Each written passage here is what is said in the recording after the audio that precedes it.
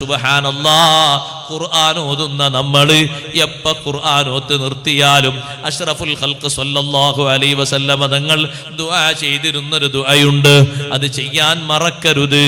അല്ലാഹുമ്മ ഇന്നി അസ്അലുക ബികുല്ലി ഇസ്മിൻ ഹുവ ലക സമ്മൈത ബിഹി നഫ്സക ഔ അൻസൽതഹു ഫീ കിതാബിക ഔ അല്ലംതഹു അഹദൻ മിൻ ഖൽഖിക ഔ ഇസ്തഅ്സർത ബിഹി ഫീ ഇൽമിൽ ഗൈബി ഇൻദക അൻ തജഅലൽ ഖുർആനൽ അളീമ റബീഅ ഖൽബി വനൂറ സ്വദരി വജലാ അഹ്സനി വദഹാബ ഹമ്മി വഗമ്മി.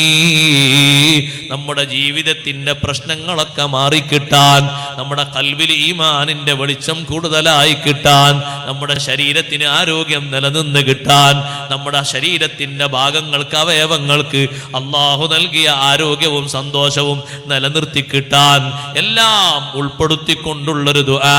വിഷമാവസ്ഥകളും സങ്കടങ്ങളൊക്കെ നീങ്ങിയിട്ട് നല്ല റാഹത്തോടെ ഇബാദത്തിന് തൗഫീഖ് കിട്ടാൻ അർത്ഥവത്തായ ഈ ദുആ പാലിക്കുന്നതോടൊപ്പം എന്നും അത് ജീവിതത്തിൽ കാത്തു സൂക്ഷിച്ചു കൊണ്ട് നടക്കണം.